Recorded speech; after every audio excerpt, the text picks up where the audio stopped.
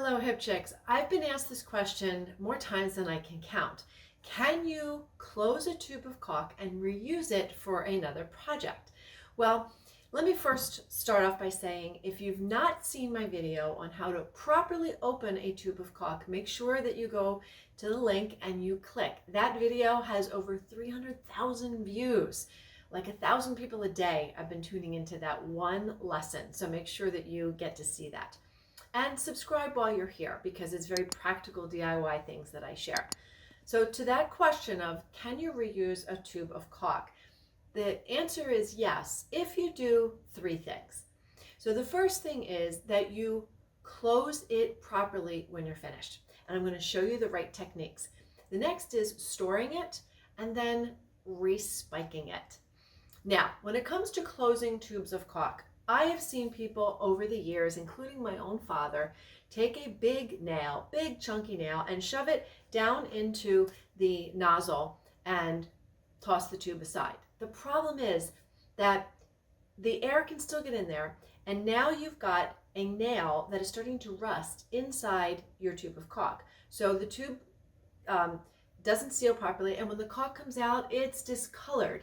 And sometimes the nail kind of gets dried in there and you got to get pliers and it's just a big mess. So skip the nail, not a great option. Now, there are these cool little gadgets out there. This one, I think I found at Harbor Freight. I only use it for demos. I don't use this, but you can put this in. It has little graduated like lines, like threads, like a screw, and you put that down to different lengths that you need it for the opening that you have. Now, again, the problem is this gets all messy and it too can get dried into place and you're trying to pull that out and you're not getting anywhere fast.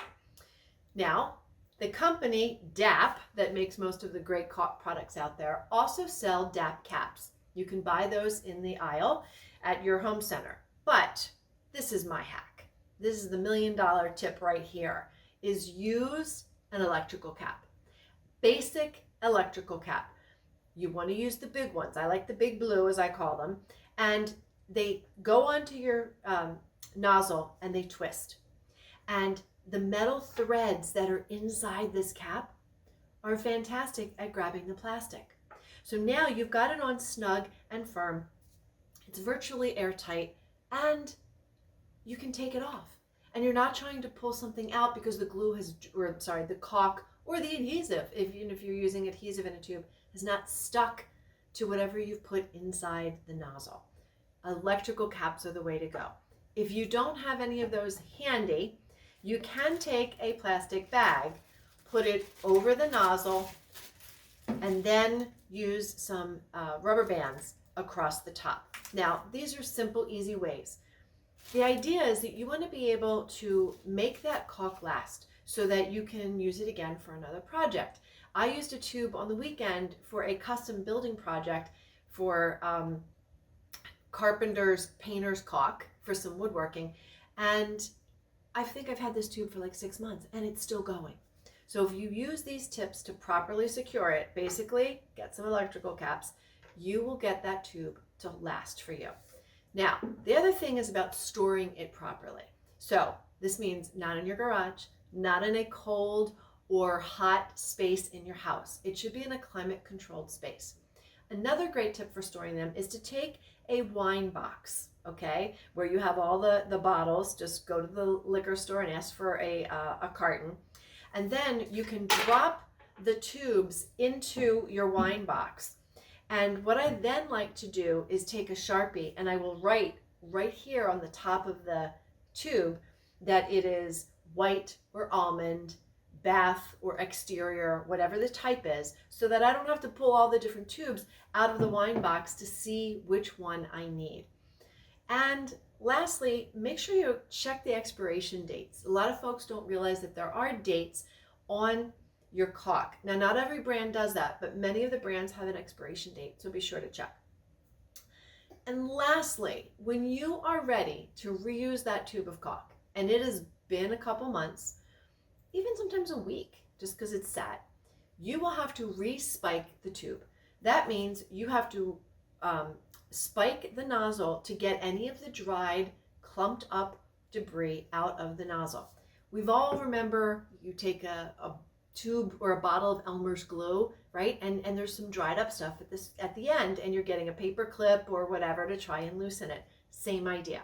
So this is when you're going to get your caulk gun. Now, if you have not watched that video on how to properly open a tube of caulk, this might be new, but a standard caulk gun should have a spiking tool. So with this spiking tool, it is long enough to spike the nozzle.